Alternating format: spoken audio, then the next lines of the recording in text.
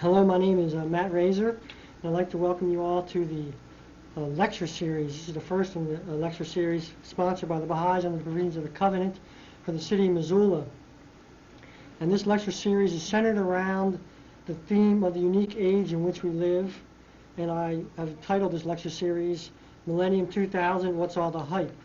Now, we live in the year 1995, 5 years before the century, for the year 2000. And many cultures are anticipating a spiritual and perhaps physical upheaval and renewal of the planet Earth and the human race. In fact, many cultures have written in their sacred text prophecies and stories of this upheaval. And among Christian cultures, this change is often referred to as the Battle of Armageddon. Certain Native American cultures and elders, such as Lee Brown and the Hopis, have called it the third shaking of the earth. The European seer Nostradamus often called it the third shaking of the earth. And in Scandinavian culture, it's called the Battle of Ragnarok. And there are many other titles for this event, for this time period in other cultures, such as Buddhist, Islamic, the Hindu, Zoroastrian cultures. And however, what is born out of these changes is all the same result, and that is that like the phoenix bird that rises from the ashes, that it sets itself on fire, then arises renewed and purified, so too will the earth and humanity arise from the ashes of these cataclysmic ordeals, purified and renewed, thus putting an end to the age of warfare, famine, disease, and hatred, and ushering in a golden era of prosperity and justice and enlightenment. Now, this is something we can all, I'm sure we'd all like to see. It's kind of, most people, it's kind of a pipe dream. And social scientists will point out, they'll remind us that there's always an upsurge of these beliefs and ideas at the end of any special particular age or millennium, such as in the late 1890s or 900 AD. And they'll also remind us that as we get closer to the year 2000, that these kind of beliefs and ideas will intensify and their number will grow. Well, our concern here is not for beliefs or opinions, but the facts, and that in the Baha'i faith, one of the 12 principles from God is the independent investigation of the truth. And another is that religion and science must be in agreement. And therefore, our focus is not on superstitions or faith based in sort of tradition or faith based on belief, but rather our faith is founded on these facts. And when does a coincidence cease to be a coincidence? When does the information from these different cultural prophecies become so overwhelmingly similar that we cannot call them coincidence anymore, and we have to see it for what it really is and as the Creator shouting this message to us of the created, that based on these facts, this message that is coming from all these different cultures is the same. So that is the aim of this lecture series, which is to investigate and observe these messages from the sacred text and teachers from around the world. And tonight we begin with a talk on the Native American perspective, and our speaker has done a lot of research and work on this for a number of years. He's been lived in Colorado, and he's lived here in the Missoula area for about 8 years now, I think, a long time. And so he's also appeared on. He goes on the Baha'is have a phone-in live program on Channel 7, and he's also appeared on that, speaking there. And so Victor Woods is our speaker tonight, and I'd like to welcome you all.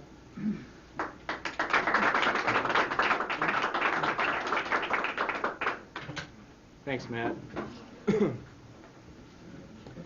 Now, what Matt said was really important, and that is that one of the basic principles of the Baha'i faith is that science and religion must be in harmony with one another. If they're not, then the science without the religion is mere materialism. The religion without the science is mysticism, not based on any kind of tangible proofs. So we're going to be going into some of this information tonight. And here we are living in America, and the Native Americans of this continent have many different prophecies, many different legends that have to correlate with exactly what we're trying to talk about tonight. Now, what is the idea that you have in your mind when you think about the Indians? You know, some different types of pictures come into your head. It's like, well, the Indian, you know, he's riding on the horse and he's going down and he's shooting and hunting the buffalo and things like this. Well, this is an idea or a lifestyle that only came about 300, 400 years ago, maybe. Previous to this, the Native Americans lived on this continent for thousands of years without the horse, without guns. They were, the Plains Indians of today were mainly living in the wooded areas of Minnesota, southern reaches of Canada. One of the things that changed this is when the Spaniards came and they introduced the horse in the 16th century. Then in the 17th century, the French fur traders came in and they started introducing firearms. And with the introduction of the horse and the firearms, it changed the Native Americans' life completely. And whiskey. Definitely. And like for instance, the different bands of the Sioux, they're not from the area of North, South Dakota, and the West, and things like that. Like I was saying, they're from the area of Minnesota.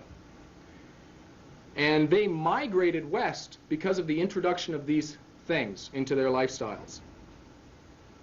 But now most of the ancient prophecies that the Native Americans had was about concerning the coming of this white race of people that would come from the east. They had prophecies from every different tribe about how that there would be a whole different race of people that would come and would spread over this country like water. And for instance, the Iroquois have prophecies about the great white serpent people who would come, and that they would slither all over their land and take over it, take control of it.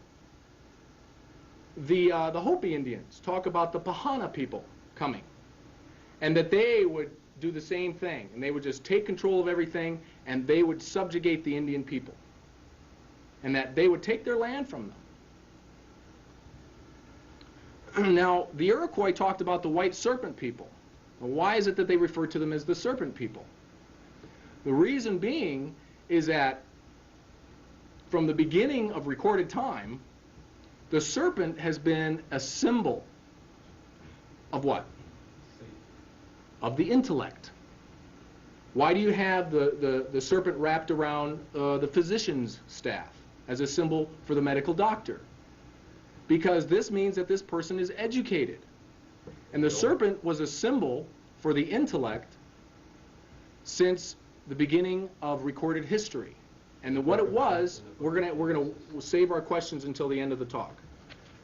And what this was that the serpent would crawl on its belly in the dust of the earth. But like for instance, the Aztecs and the Mayans had what they referred to as the winged serpent culture.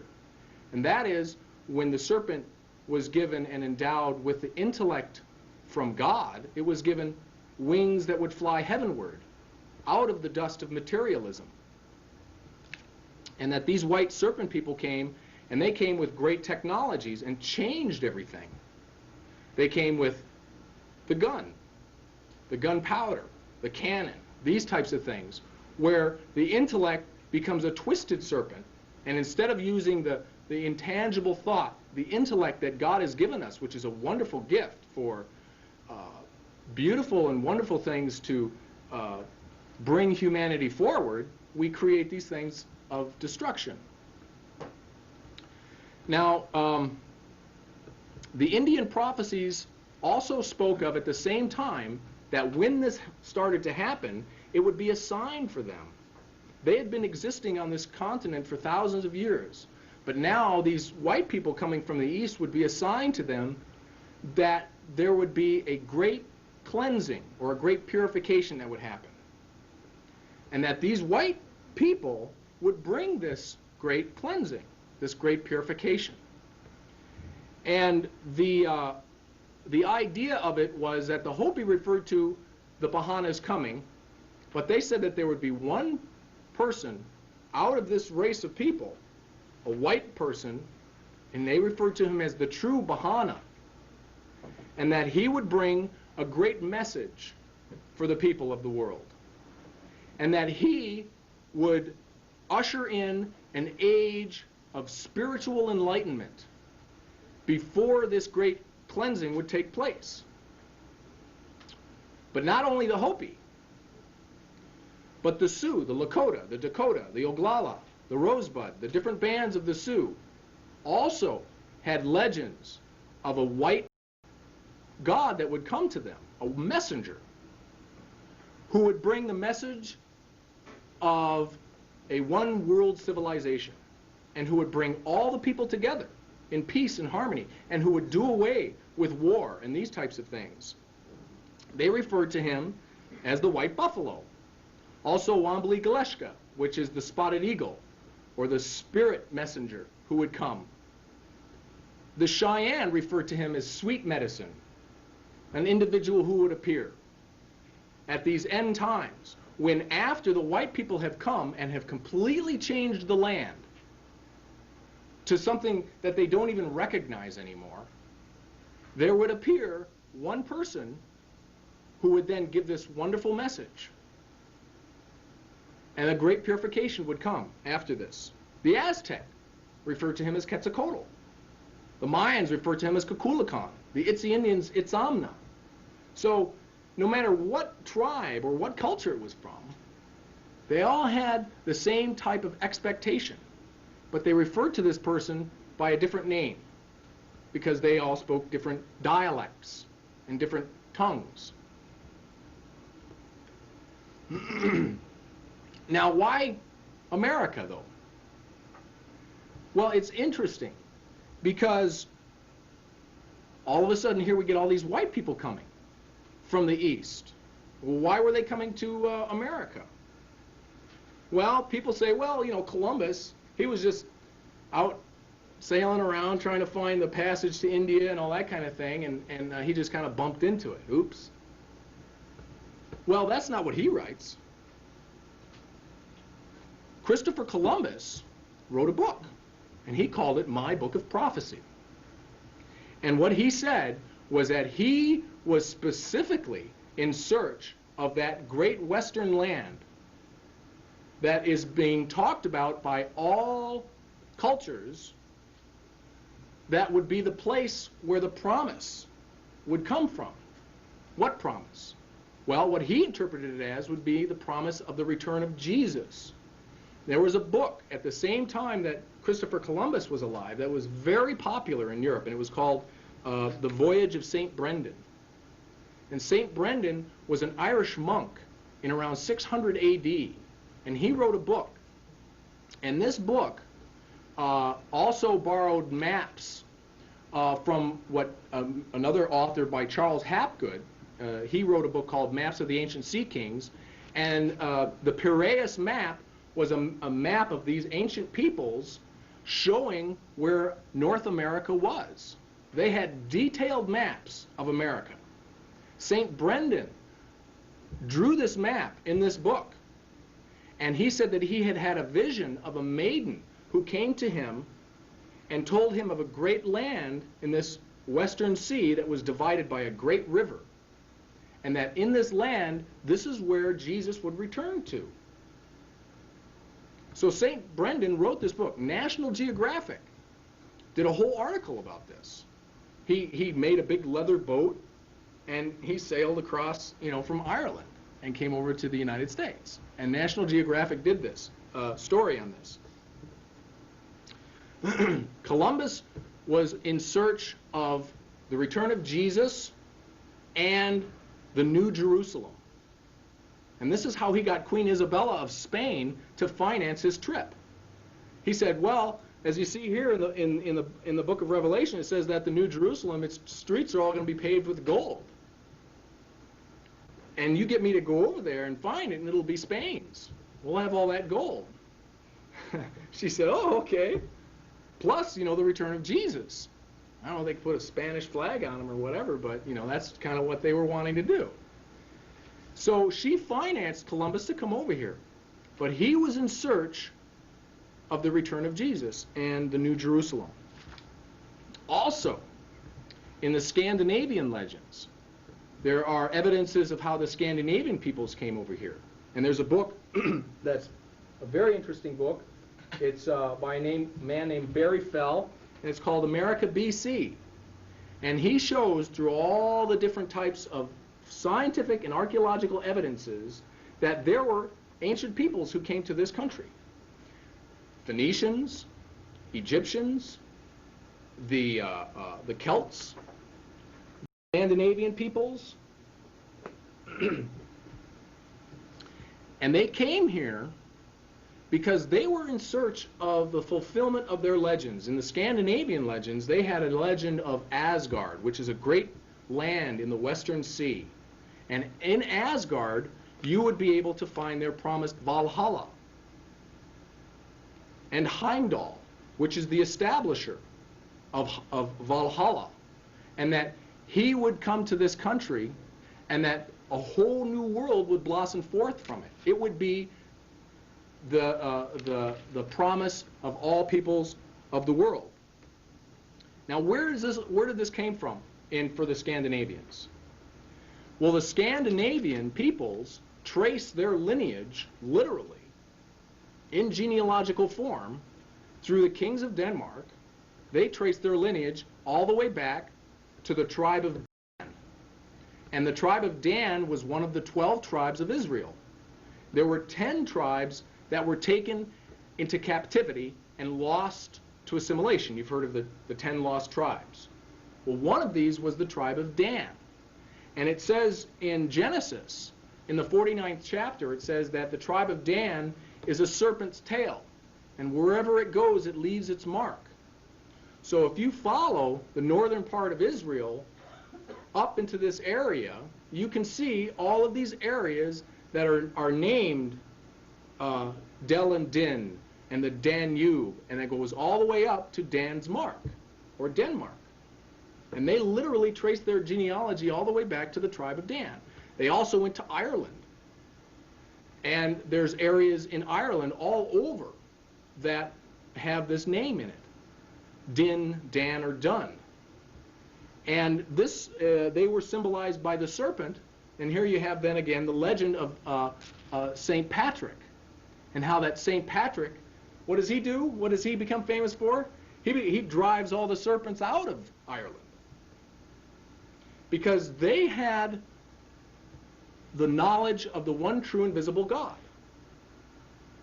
bringing all peoples and cultures together in an understanding, not one religion or one sect or one thing like this, but a universal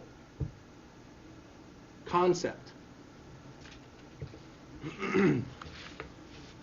Now, if you look at it like 400 years ago, 500 years ago, we start our history here in America.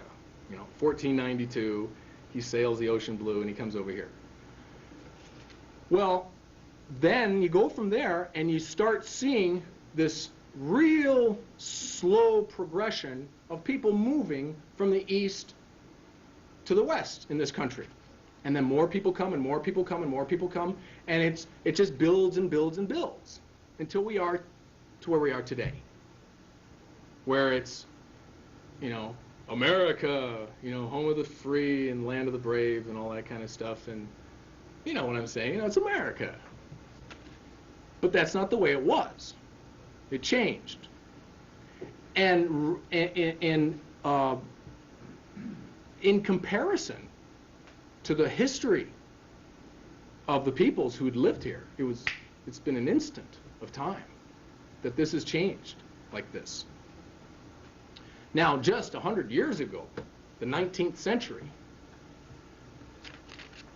this is when all of a sudden there were all these different types of expectations, all sorts of different types of people saying, this is going to happen.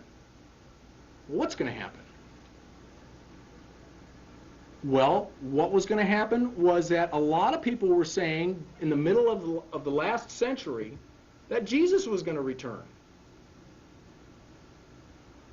If you look in the histories, it's amazing to see how many different cultures and how many different sects of Christianity were saying that Jesus was going to return.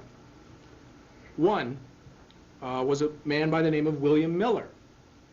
And William Miller was a farmer in Pennsylvania who was studying the Bible, and he was studying the book of Daniel, and he found some dates. In the 24th chapter of Matthew, Jesus says to the apostles, they all come up to him and they ask Jesus, they say, "Hey Jesus, what's going to be the sign of your coming and of the close of the age? When are you going to return?" And he says all these things are going to happen. There's going to be wars and rumors of wars and earthquakes in various places and all these things. But then he says, go to the prophet Daniel. He says, when you see Daniel standing in the holy place, when he's talking about the desolating sacrilege. So he doesn't tell them a time. He says, you guys have been, to the synagogue and stuff like that. You know where this stuff is. It's in the book of Daniel. Go and look for it for yourself. And so they say, okay, and they go look at it. And this is what this man William Miller did. He went back into the book of Daniel, and he went to the 8th chapter, because it talks about the desolating sacrilege from the 8th chapter all the way through to the end of the book, which is the 12th chapter. And in the 8th chapter, there is a specific date. And it's the date of 1844 AD. And it's scientific. You can prove it. And this is why when William Miller went out telling people about this, the people flocked by the thousands to his meeting halls and these types of things. He was telling them how this date was a scientific, proven date that you can actually prove. So when around 1843 came around, it was estimated that 1/3 of the country at that time, of America, were Millerites, all believing in this date of 1844. And that they were all looking up into the sky for Jesus to come floating down from. But it wasn't only William Miller here in the United States. There was another man. His name was Kepler in Germany. And he came up with the exact same date of 1844. And again, thousands of people believed in this date. And they actually moved from Germany and went to Mount Carmel in Israel, in Haifa, Israel, and set up shop there, waiting for Jesus. Another man named Wolf in Asia came up with the same date of 1844. None of these people knew each other. They were on different parts of the world, but yet they all came up with the same date, saying this is when Jesus is going to return. Joseph Smith in 1844 had the white horse prophecy that Jesus would be in the United States and that he would establish the kingdom of God from the Rocky Mountains. But all these people all over the world were looking for Jesus where? In the physical sky. They were looking up into the clouds for Jesus to come floating down from them too. Well, what's wrong with this? This is the people's imagination. This is their expectations. And the thing of it is that God is omniscient, omnipotent, all-powerful, can do anything. I would agree with that. But I say that there's one thing that God can't do. And that's fulfill everyone's imagination. What is fulfilled is prophecy. Prophecy is the thing that is fulfilled. And how do we know this? All we have to do is look back. If we check into a motel or a hotel and just open up the little desk there and find one of these, the Bible. And the whole New Testament, it opens up with proving the first chapters of the New Testament open up with proving how Jesus fulfills prophecy. Jesus did this and he fulfilled prophecy from this prophet back then at this time. But what was the thing that the clergy, the Pharisees, the scribes, the Sadducees, what was their beef with Jesus?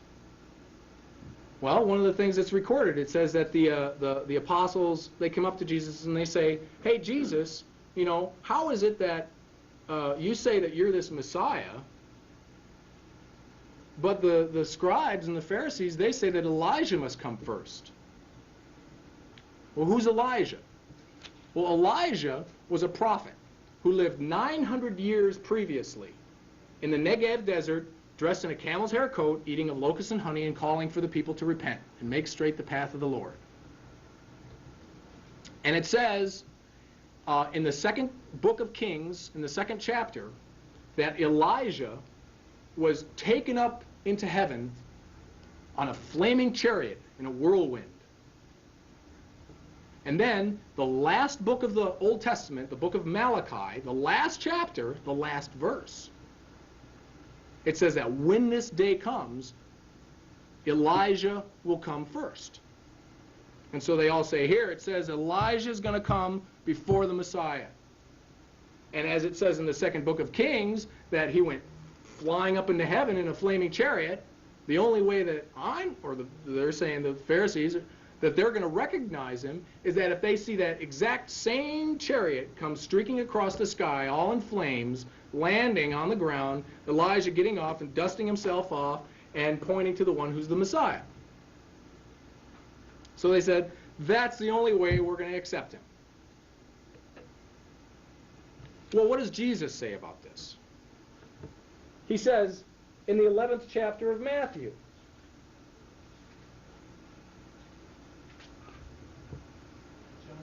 he says, truly I say to you, among those born of women there has risen no one greater than John the Baptist. And if you are willing to accept it, he is Elijah who is to come. They say, John? Well, he's your cousin. You know, you kids, you know, you grew up together and everything like this. What is this, some kind of family conspiracy or whatever? John. So they went to John and they asked John. They said, John, are you Elijah? And John says, no. And they go, what? What's going on here? Who's lying? Is somebody lying? No, John says, no, I am not Elijah. I am a voice of one crying in the wilderness. Make straight the path of the Lord. Now, John was dressed in a camel's hair coat, eating of locusts and honey in the same Negev desert, and calling for the people to repent. What was going on here? What John was saying is that he is not the same, he's not the reincarnation of Elijah, but what he is the same spiritual light, the same message that Elijah 900 years previously had given has returned in John the Baptist. And John the Baptist was doing this and calling for the people to repent. Now, it's like, for example, two lamps. If you had two lamps, you turn the light on in one, then you turn it off, then you turn it on in the other.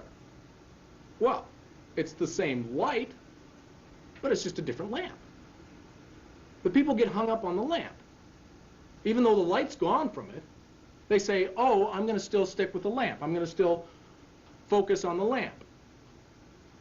Jesus never said that. In the 6th chapter of John, he says, it is the words which I speak to you that are spirit and life. The flesh, his own physical flesh, was of no avail. It wasn't worth anything, he said. It's the words which he spoke. That was what was worth the light, the message that emanated from Jesus. So now here was 1844. All these people were looking up into the sky. And if you were to ever look at one year in history where things changed, that was the year. The year of 1844, things exploded. It was on May 24th of 1844 that Samuel Morse typed out the first telegraph message saying, what hath God wrought? He was in the legislative chambers in Washington, D.C., and he sent a first telegraph message to Baltimore, Maryland, saying, "What hath God wrought?" or "What has God done?" What has God done that is so amazing that he uses electricity now to send messages?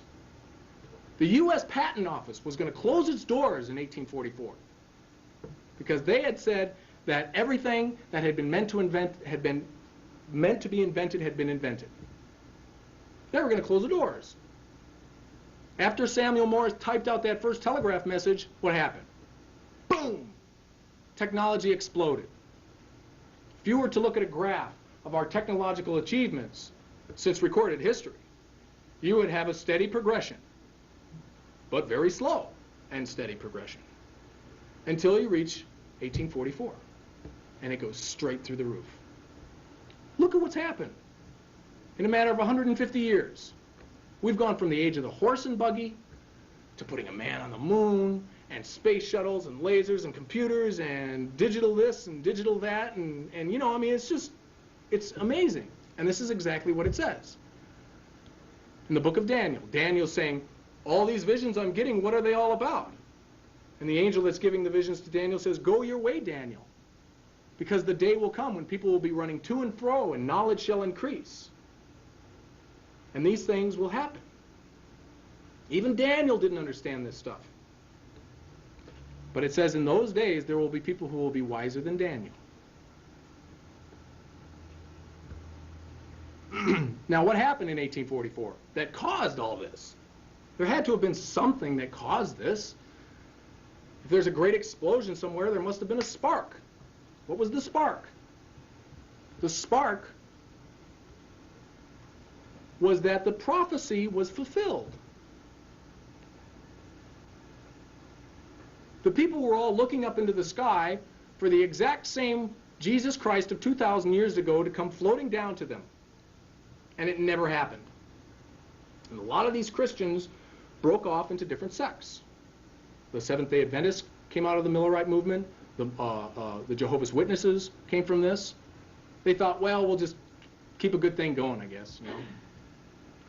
But what happened was that there was one man on the opposite side of the world who made a proclamation to one person. And he said to this person, I am the door. I am the gate. Not only were the Christians looking for Jesus in 1844, but in the world of Islam, they were looking for the return of a promised one for them. And this was the return of their 12th Imam, who, it says in their prophecies, would return in 1,000 years. And the 12th Imam disappeared as a boy in the year 260 AH. Now they go by a different calendar than we do. We go by AD, which is Latin Anno Domini, in the year of our Lord. They go by a calendar AH, which stands for after the Hijra, which starts the Muslim calendar in 622 AD. 622 AD, the Muslim calendar starts. And the 12th Imam disappeared in 260 years after that calendar started. And it says that in 1,000 years, this 12th Imam would return.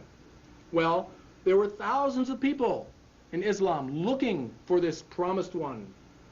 And the year 1260, which is 1,000 plus 260, 1260 corresponds with the year 1844. In 1844, when all the Christians over here were looking for Jesus, over in Islam, they were all looking for the promised return of their 12th Imam.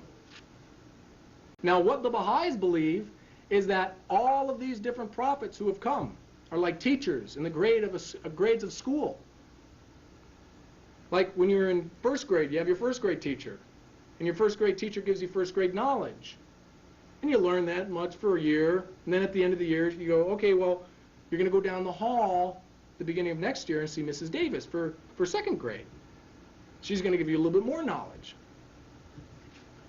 This is exactly what the prophets say. Jesus says, I have many things yet to tell you, but you cannot bear to hear them now. But he who is the Spirit of truth, who will come after me. Jesus refers to individuals who will come after himself. and he refers to them as he, individuals. There have been 9 great teachers in the last 6,000 years of our world's history. The first being the one who was like the kindergarten teacher for the world of humanity. Whereas 6,000 years ago, previous to this time, and this is documented archaeologically, scientifically, of how that the people had no form of civilization. They had no forms of writing. They had no forms of order. They had no science whatsoever. But then all of a sudden, and you can look at this for yourself, science and technology and writing and everything just appear. And these different cultures attribute this knowledge to this individual who came to them with a big group of people. Now, Adam was not the first physical person on the earth. The Bible explains this in allegory. Jesus says that everything that I say to you is a parable, so that the people hearing, but yet they do not understand. They see, but yet they do not perceive. Symbols, so that the people can hear with their intellect, and see with their intellect, and think. These parables are given so that the people will understand a deeper and greater message. Adam came, and he was a great teacher. And he gave the people the first and basic building blocks of civilization. The first forms of writing, first forms of mathematics, the first forms of the sciences of astronomy and calendar systems of 365 years, 365-day years, all of this type of stuff. That's the basic building blocks for civilization. Laws of marriage and divorce, agriculture, all these things just all of a sudden appeared. And this started what we refer to as our known history. After Adam came another prophet, and his name was Moses. And he started the civilization that was in Israel. After Moses came Krishna, that came to the people of the Indus River Valley in India, that Adam had also come to, and started civilization there. After Krishna came a man named Zoroaster in Persia in 1000 BC, and he started civilization there. After Zoroaster came Buddha, who was also went to the people of the Indus River Valley in India, but his civilization went to China. After Buddha came Jesus. After Jesus came Muhammad, and then 2 within the last 150 years. And this first person who came was the door, or the gate, for Islam. He prepared the people for the coming, he said, of one who would come after him, who would be much greater than he. And he said that he was preparing the way for this person. But he didn't tell the people who it was, just like John the Baptist prepared the way for the coming of Jesus. Now, this whole story of the birth of the Baha'i revelation is amazing. The whole concept that there was a promise that had been fulfilled in a man. And this is one of the greatest clouds that cloud the people. When they see an individual like yourself, the beating heart and eyes and hair, and they have to do everything that you have to do, and they eat and sleep, but yet they say they're one of these promised ones. This is one of the greatest clouds for the people in recognizing these promised ones. Why is it that when Jesus was around walking the face of the earth, there were only 12 people who believed in him wholeheartedly? And even of those 12, they all fell away from him when he was arrested and taken away to be crucified. Why? Because these people come as men, as people, as human beings. And the people want something bigger and better. They want them to float, fly, whatever. You know, they want to do all these different miracles. But the expectations are never fulfilled. The prophecies are. And the reason we've exploded technologically is because this Baha'i revelation was born into the world. And what this is all about is that this person, the door, who he referred to himself as the Bab, B-A-B, not B-O-B, and in the language of the Middle East, they don't speak English. They speak Arabic, Assyriac, Aramaic, these languages. And this word is always the same in all of the languages. Bab means door or gate. And it opens the door into the age of fulfillment and closes it to the age of prophecy. And this person came and fulfilled the prophecy. Now, what prophecies did he fulfill? What prophecies did Jesus fulfill? Jesus came in the name that he was prophesied to come in the 7th chapter of Isaiah. He came at the date he was prophesied of, in the 9th chapter of Daniel. He came at the place. And he came doing the thing that he was to do, the mission. Name, date, address, and mission. 4 criteria. And with those 4 criteria, you can pinpoint anybody in any age of time. Say, for instance, you have a business card. Say, for instance, you're in Hong Kong or someplace like this, and you've got a horrible toothache, and you want a dentist, but you're flying into Missoula, Montana, but you don't know anybody here. And this guy, a friend of ours, he says, here's this business card of a dentist I know. And he goes, well, where's this guy? Wait a minute, I gotta go catch my flight. And that's it. That's all you've got is this business card. And on the business card is where the dentist's office is. Say it's on Stevens Avenue, 328 Stevens Avenue. The person's name, David Jablonski, DDS, shows that he's a dentist on that card. And his business hours, 9 to 5, Monday through Friday. Well, you fly in to Missoula, you get a cab, and you say to the cabbie, here, take me to this address, 328 Stevens Avenue. He goes, okay, drives you over there. It's about 2 o'clock on a Tuesday afternoon, right at the time when it says on this business card that this person's going to be there. You walk into the office, there's diplomas and things around. This guy comes out in a white coat, he's got a little name tag on, says David Jablonski, DDS. You come up and you look at this business card and you look at the guy and you say to him, are you David Jablonski, the dentist who lives at 328, practices at 328 Stevens Avenue in Missoula, Montana, between the hours of 9 to 5 on Monday through Friday? He goes, yes. Are you going to call that guy a liar? You liar! No, of course not. He fulfills all 4 parts of those criteria. And there's only one person in all history that could ever fulfill all 4 parts of those criteria. And that's exactly what Jesus did. He came in the name. He came at the date. He came at the place. And he came doing the mission he was prophesied to do.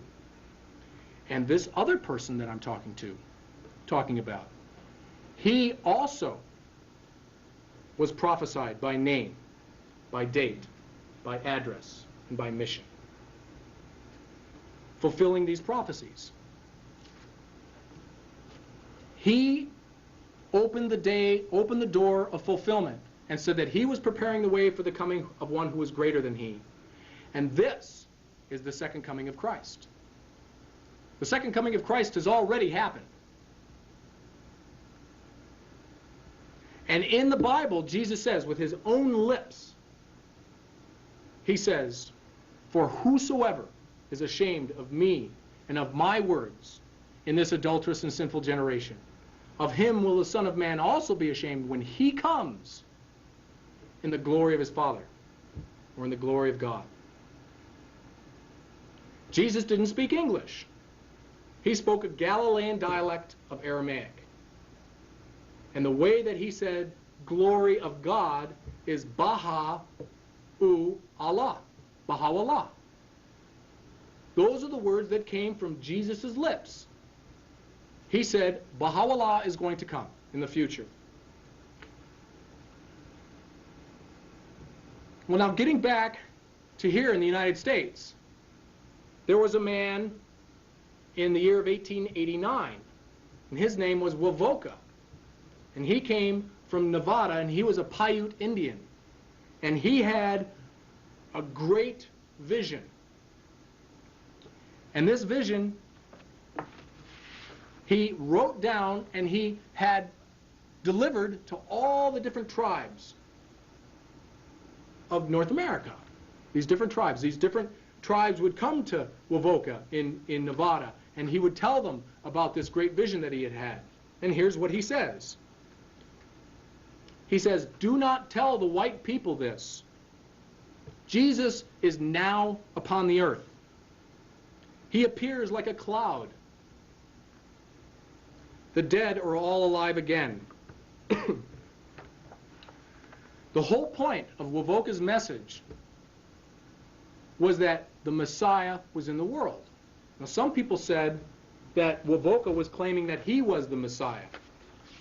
But in the book by James Mooney, who was an ethnologist who worked for the government, who interviewed Wovoka, says this. He says, "He makes no claim to be Christ, the Son of God, as has been so often asserted in print. He does claim to be a prophet who has received a divine revelation." Wovoka had a vision of the Messiah, and it said that the Messiah was in the world. And he said to the people of these different tribes, he said, "Go and dance the ghost dance and bring these different tribes together." And what happened was that these different tribes that were previously warring with each other stopped warring, stopped fighting. Wovoka said, "Stop the fighting, stop hurting one another, don't tell any lies, don't steal, be very spiritual, and come together and do this ghost dance in preparation for the coming of the great age that this Messiah is going to bring." And so the people started doing this. And they did this with a fervor. Why? Because the white people came and they took their land, and they signed all sorts of treaties with them, and they broke all sorts of treaties, and they signed more treaties, and they broke more treaties. They said about the Black Hills, they said, "As long as the sun is in the sky and the grass is on the earth, and as the water flows in the streams, you know, this land will be yours." 5 years later, they find the little yellow metal.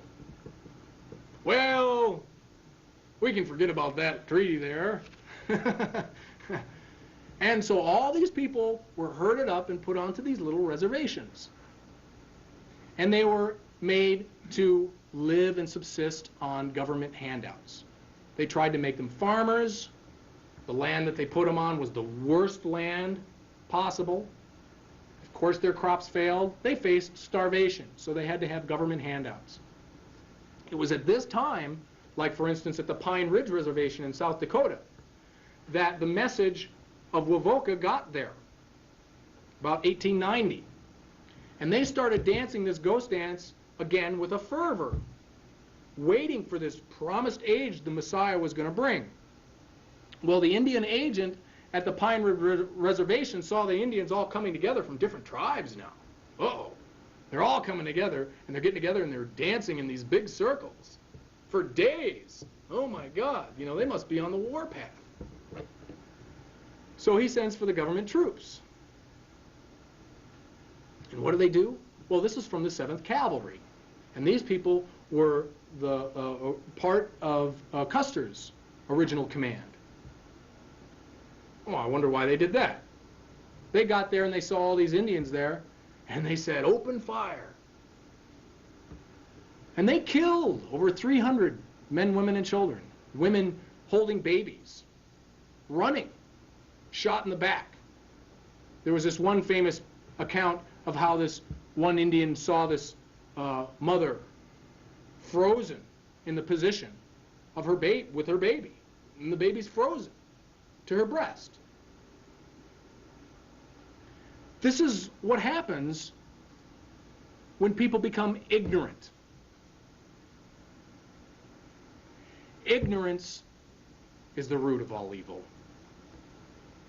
When people want to judge something without first investigating it, and investigating it fully. This is why the second basic principle of the Baha'i faith is the independent investigation of the truth. That nobody can make you believe in anything until you first see it yourself. So who is Baha'u'llah? Well, Voka had a vision. He saw this person. He saw an individual. Who's Baha'u'llah? Baha'u'llah was the second coming of Christ. What does Christ mean? Christ is a title. It's not Jesus' last name, Joseph and Mary Christ of 368 Bethlehem Lane or whatever. It was a title that he bore. And the reason he was able to do this, the whole New Testament opens up with, in the first book, Matthew, the first chapter, the first verse. It says, this is the book of the genealogy of Jesus Christ, the son of David. And then it goes through the genealogy and it proves how Jesus is a descendant of David. Why did Joseph take his pregnant wife, 9 months pregnant, stick her on a donkey, and ride her 30 miles to Bethlehem? Because it says that Caesar Augustus was putting forth a census, and that all the people had to go to a city of their original birth to be enrolled. And it says that Joseph also went up from Nazareth to Bethlehem, which is called the city of David, because he was of the house and lineage of David.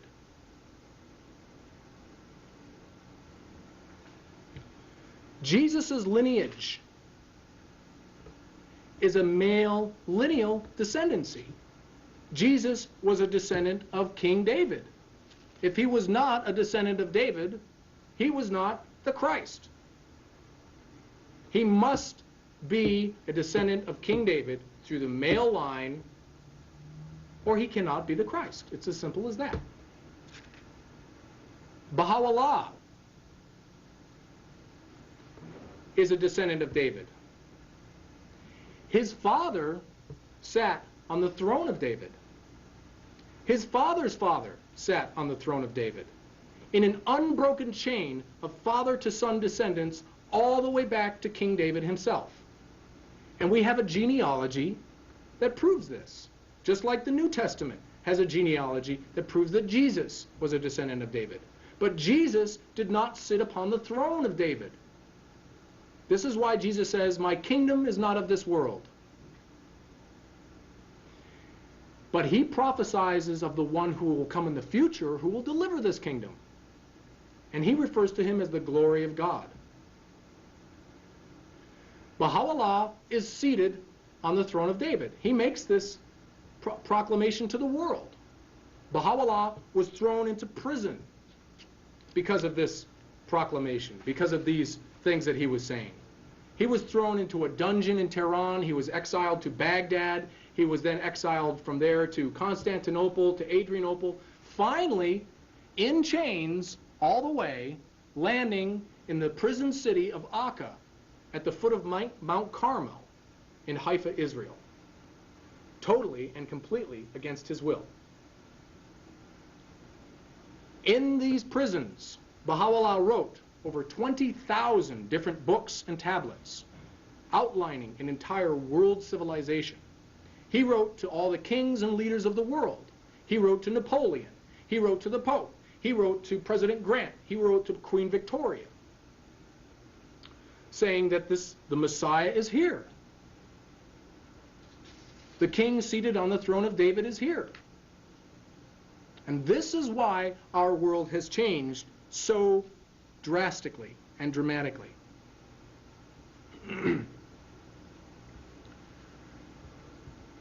Baha'u'llah fulfills these prophecies specifically and scientifically, by name, by date, by address, and by mission, exactly the same way that Jesus fulfilled them. But you have to see them with your own eyes and hear them with your own ears. That's why God gave you an intellect. Baha'u'llah was taken in chains. Chains that were over 100 pounds. They bent his back permanently. He became a cripple. Baha'u'llah was an earthly prince. His father was the Grand Vizier of the Shah. He had gold buttons on his coat. He renounced all of that wealth so that he could follow the calling that his predecessor, the Bab, was initiating. Thousands upon thousands of people in Iran were answering to this call, and thousands upon thousands were being slaughtered like cattle in the streets by the fanatical Muslim clergy.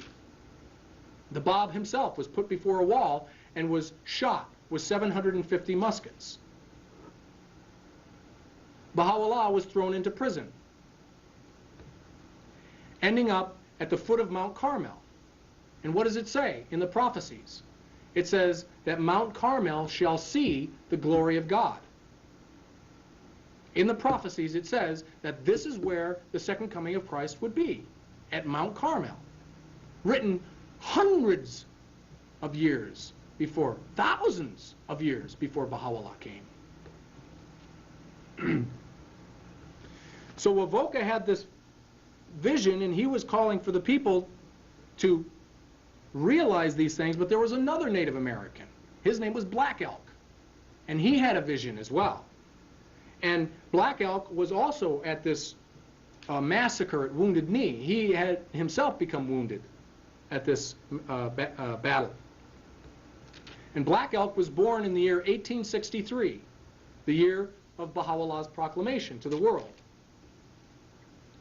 And his tribe was coming up in this area, and they came into the valley of what they call the Greasy Grass, or the Little Bighorn, here in Montana. And when he was 9 years old, his tribe was coming up into this area, and he had this, what he referred to as his great vision. And this vision, he sees the four horses of the apocalypse, exactly like it says in the Bible. He sees the great sacred hoop of nations being implemented in the world, and all the peoples of the world becoming a part of this. And what is this sacred hoop of nations thing? Well, what was the whole point of Baha'u'llah's coming? Jesus came and he delivered love. Baha'u'llah comes and he delivers justice. What Baha'u'llah writes to the people and the leaders of the world is to institute a house of justice, an international tribunal that all the nations could be a part of. That instead of taking their problems and difficulties to the battlefield, they solve them amicably and peacefully at the council table. The Tsar of Russia, Alexander II, became an adherent of these teachings, and his grandson, Nicholas I, took these teachings and implemented them in the first World Court in The Hague. That whole process came directly from the teachings of Baha'u'llah. But because Nicholas did not tell the people who the original author of this plan was, it failed. The spirit was not there. It was a lifeless body. So thus, it failed to bring peace to the world, and we were plunged into World War I, what the Hopi referred to as the first great shaking of the earth, where the Creator actually takes one hand and shakes the earth. Woodrow Wilson's daughter was a Baha'i, and she taught her father about Baha'u'llah's plan for a world legislative assembly of nations. And he takes this plan to the Treaty of Versailles and puts them into his 19 points. But the United States fails to join this, which was the League of Nations. And because of this, again, the true author of this plan was failed to be proclaimed, giving it the spirit of life, and thus we went into the second great shaking of the earth, what the Hopi talk about, where the Creator again takes the world with one hand and shakes it. Well, Eleanor and Franklin Delano Roosevelt were both Baha'is. They attended Baha'i fireside classes that we also have here in Missoula, that we offer to the public free of charge. They attended these Baha'i fireside classes in Washington, D.C. at the Persian ambassador's house. And they became knowledgeable of Baha'u'llah's plan for this World Legislative Assembly. And he put this and started to implement this plan in the United Nations. Where was the first meeting for the first bringing together of these nations? It was in Tehran, Iran. That was in 1943. That's where they first started to meet together and put forth the foundations for the United Nations. Why Tehran? Because Tehran was where Baha'u'llah was born. But again, Roosevelt died before his plan could go to fruition. And what his plan was that he was working on the Manhattan Project, which was the atom bomb. He was going to give the atom bomb to the United Nations General Assembly, that all the nations would be in control of this destructive weapon. And then he was going to proclaim the true author of this plan to the world. But Roosevelt died, and Truman got a hold of this plan. And he said, hell no! We're going to make the rest of the world dance to our tune. And then he drops it on Hiroshima and Nagasaki. And thus the United Nations has failed miserably, and we are headed full speed towards the third great shaking of the earth, where this time, the Hopi say, the Creator takes the earth with both hands and shakes it, where it will be so destructive that it'll make all the other wars of the past look like little picnics. And this is something that's happening now. Black Elk, in his vision, sees this great sacred hoop of nations. And then he sees a black road. And he walks down this black road. And this black road, he sees, leads to this destruction. And he goes to this black road, and he sees at the end of this black road a blue man living. And this blue man, all the nations of the world are suffering, and the people are dying because of this blue man. And all the people are calling for Black Elk to kill this blue man, cheering for him to kill him. So he's given a spear and told to go stab the blue man in his heart. And Black Elk in his vision takes a spear and stabs the blue man in his heart.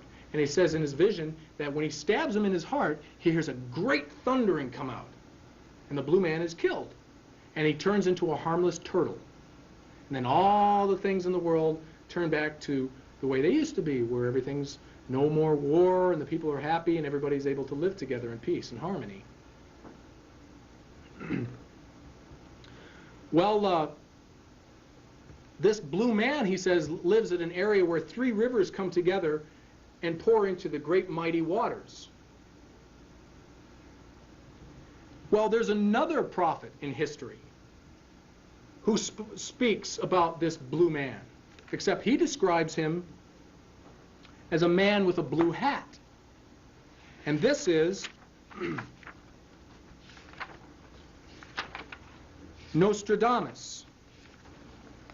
He says, a king enters in time wearing a blue turban,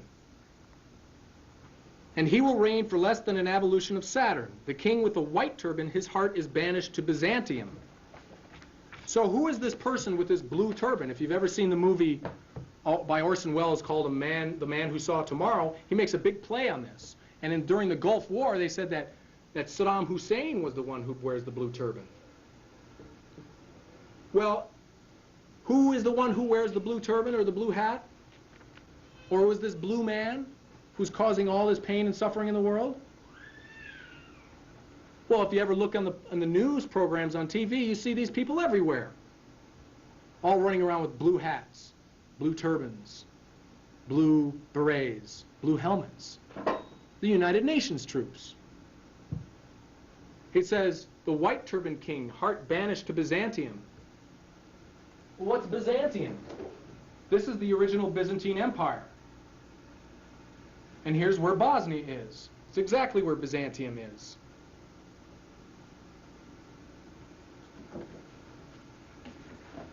The war that's going on now, and it's a war, and we are at war, no matter what you say.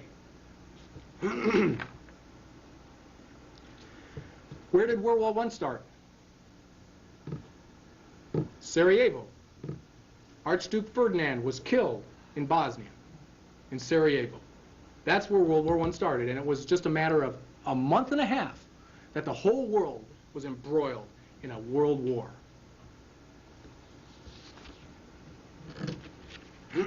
Now he says, Nostradamus says, and also Black Elk says, that this blue man will be destroyed at where the three rivers come together and pour into a great water. Where is the three rivers that come together and pour into a great water? Well, here's a map of New York City. You have the East River, you have the Hudson River, and you have the Hackensack that pours into the New York Bay. There's 1, 2, 3. He has a vision of this area where the blue man lives, and the United Nations building is right in the middle of it. The headquarters of the United Nations. The heart of the United Nations.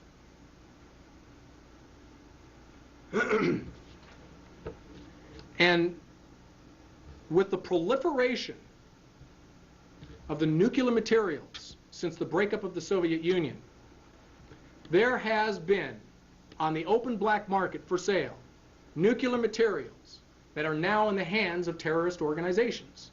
They've already targeted the United Nations building. They've already targeted it. They've tried blowing up the World Trade Towers, but they used conventional weapons.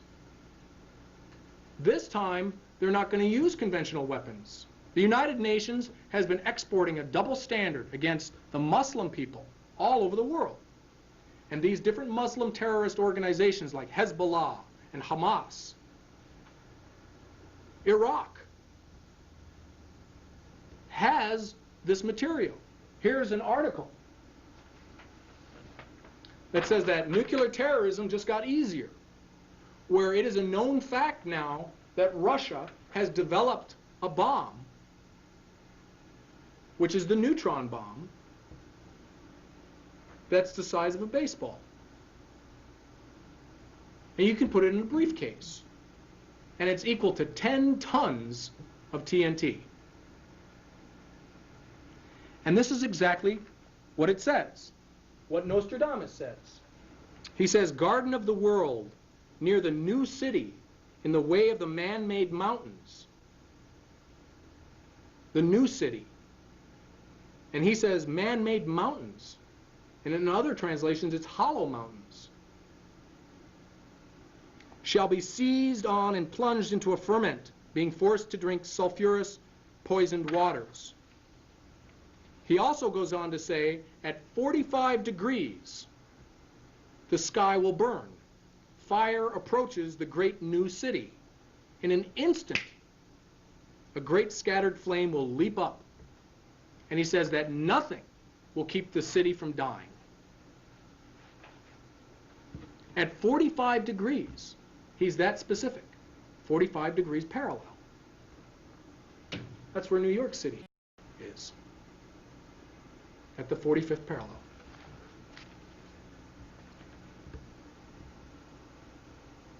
The reason this is going to happen, the reason this third great shaking of the earth is going to take place, the reason New York City is going to be destroyed, along with the United Nations building, is because this plan that Baha'u'llah had brought has been denied, has been rejected, and the people continue to follow their own imaginations and their own concepts of how things are supposed to happen. The reality of this threat is real. And just within the last week, it has become even more real. Listen to the BBC. Don't listen to Dan Rather or Tom Brokaw. Listen to the BBC and hear what's really going on, at least to a certain extent. Yeltsin said that if these bombings continue of Bosnia, the Cold War is on again. People have been saying, we have been going, Matt and I have been going to the Department of Emergency Services here in these different counties of Missoula and Ravalli, saying, what kind of plan do you have to protect the people? Do you know that Russia spent almost $20 billion last year It's like 20 billion. Something like that. About $20 billion last year. On what? Civil defense. They have entire cities underground. Countries in Eastern Europe, everybody knows. We had a girl over here from East Germany last year. She says, oh yeah, we know exactly where our shelter is. Everybody, ever since I was a kid. Everybody knows where it is. They're always stocked. Well, don't you have them? Oh, of course not. Oh, it's outdated, it's antiquated, the Cold War is over, everything's fine, it's peaceful, peaceful. We don't have to worry about it no more. Ha ha ha. Well, that's what the Bible says. It says when the world comes to this point where the people are running to and fro and blah, blah, blah, the world will cry peace and security. And then sudden destruction comes upon them. Like a woman with child. For 9 months, the woman goes through the gestation period where she becomes pregnant. She becomes more and more apparently pregnant. You know, maybe 2 months, you don't really tell. But then 3 months, 4 months, oh, hey, you're pregnant, you know. 9 months, you're pregnant. Look at our world. Something's happening. Something is happening. This child is going to be born.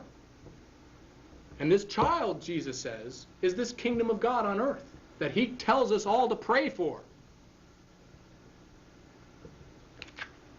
This child is the kingdom of God on earth that Baha'u'llah has brought and has been tried to be implemented 3 times, just like the HOPI say. And this third time, this third great shaking of the earth, is going to be a nuclear shaking of the earth, where the HOPI say a great gourd of ashes will be dropped on the earth. And it'll burn everything. And the people will burn like blades of grass. What about this? The Bible adds new dimension to Chernobyl accident. This is 1986. A Russian writer recently produced a tattered old Bible and with practiced hand turned to the apocalypse. Listen, he said, this is incredible.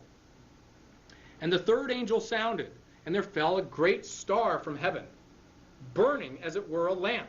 And it fell upon a third part of the rivers and upon the fountains of the waters. And the name of the star is called Wormwood. And the third part of the waters became wormwood, and many men died of the waters because they were made bitter from this wormwood. In a dictionary, he showed the Ukrainian word for wormwood, a bitter wild herb used as a tonic in rural Russia. Chernobyl. How much more of a sign do the people need? How much more of a blatant sign do the people need that these things are coming? It says that the waters will be poisoned with wormwood, and Chernobyl has been the worst nuclear disaster that we've ever had from radiation.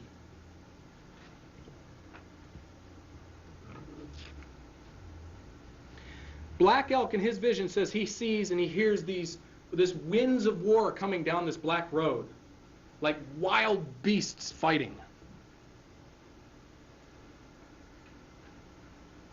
These different countries who are involved in all of this, in NATO, they all have symbols of what for their countries? Symbols of animals, right? Beasts fighting with one another. Hey, you know, there's a lot of stuff in life, and I am definitely one that will attest to that. There's a lot of crap that you have to deal with all the time. There's bills and family and all this stuff that you always have to like be going on. But what we're saying is that this is the most important thing to be concentrating and focusing on right now. If you were, just imagine a person, they take him and they blindfold him completely. And he's got all these problems and worries and rent and bills and all this stuff and taxes and everything. He's worrying about this stuff. They put him out in the middle of a road, blindfolded. And down this road is barreling a 10-ton Mack truck.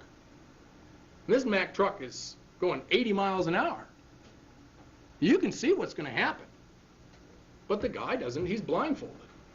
But he's going, oh my God, these bills and all this stuff's going to happen. What do you think should be his first and primary concern? Yeah. Take that blindfold off and get the hell out of there. That's what the people need to do.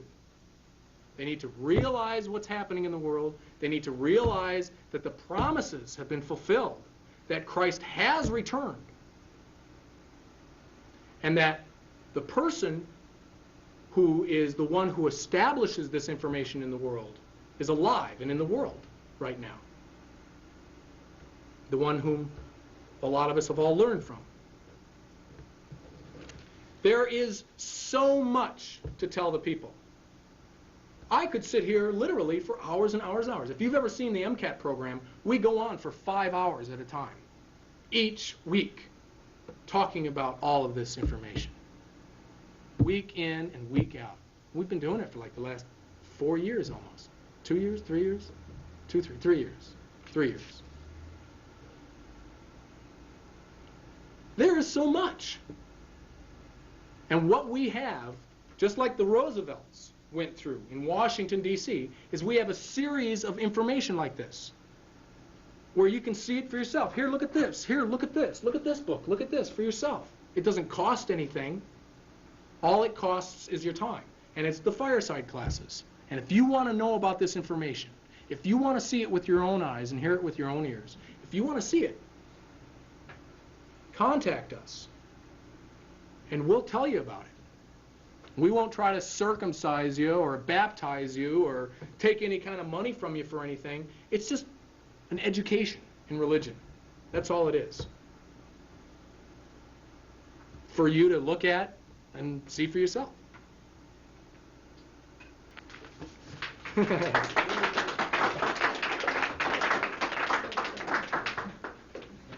Well, at the end of each of our talks, we always allow a question and answer period, and because we know that many people might have a lot of questions, so we strongly encourage investigation, independent investigation. So if you have any questions, you can ask Victor at this time what they may be. And also, my lovely wife here is going to, she has a guest book in case you want upcoming information on the next lecture that we're going to give, and what we'll do is we'll do another segment, another part of this information.